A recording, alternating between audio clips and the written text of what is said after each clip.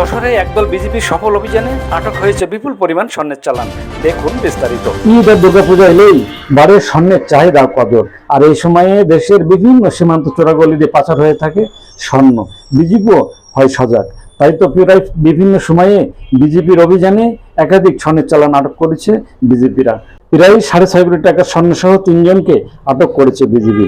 Border Bangladesh BJP Jessore battalion 49 বিজেপির সদস্যরা এক অভিযান চালিয়ে 6,58,70,867 টাকা মূল্যের এই স্বর্ণের বারগুলো জব্দ করা হয়, যা 3 কেজি 48 গ্রাম ওজনের 26টি স্বর্ণের বার সহ এই সময় 3 জনকে আটক করা হয়।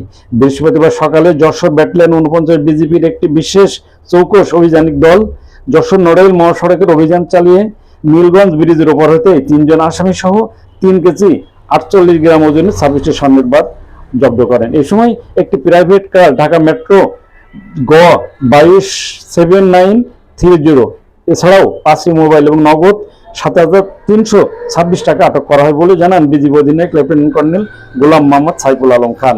বিজিবি কর্মকর্তা আরও জানান, আটককৃত প্রাইভেট কারে তল্লাশি করে গাড়ির হেডরেস্টে বিশেষভাবে লোকায়িত অবস্থায় উক্ত স্বর্ণের বারগুলো পাওয়া যায়। আটককৃত আসামিদের প্রাথমিকভাবে জিজ্ঞাসাবাদে জানায়, ঢাকা থেকে যশোর হয়ে ভারতে পাচার করার উদ্দেশ্যে স্বর্ণের বারগুলো নিয়ে যাচ্ছিলেন তারা। তিনি আরো জানান, ঢাকার আব্দুল্লাহপুর উত্তর এলাকার চোরাকারবিদের নিকট হতে স্বর্ণের বারগুলো সংগ্রহ করে যশোর চৌগাছা সীমান্তে গমন করছিল এই পাচারকারী দল। আটককৃত স্বর্ণের মূল্য 6,39,47,040 টাকা এবং একটি প্রাইভেট কারের মূল্য 18,50,000 টাকা। এছাড়াও 5টি মোবাইলের মূল্য 66,500 টাকা এবং নগদ 7,327 টাকা সহ সর্বমোট সিজার মূল্য 6,58,70,867 টাকা বলে জানিয়েছেন এই বিজেপি কর্মকর্তা। আটককৃত আসামিদেরকে যশোর কোতোয়ালি মডেল থানায় হস্তান্তর করা হয়েছে বলে জানিয়েছেন বিজেপি।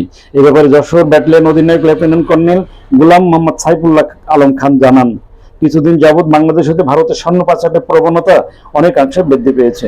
বিশেষ করে ঈদ বা পূজার সময় এই পরিমাণ আরো বৃদ্ধি পায়।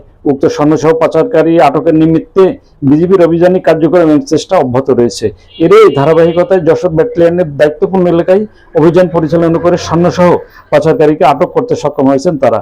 সীমান্তে বিজেপির এ ধরনের অভিযানিক কার্যক্রম সবসময় অব্যাহত থাকবে বলেও জানিয়েছেন বিজেপি অধিনায়ক।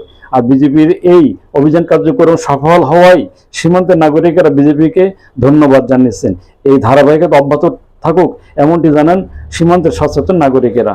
আমাদের ভিডিওটি সম্পর্কে মতামত জানাবেন লাইক ও কমেন্টস করে, আর শেয়ার করে অন্যকে দেখার সুযোগ করে দেবেন। আর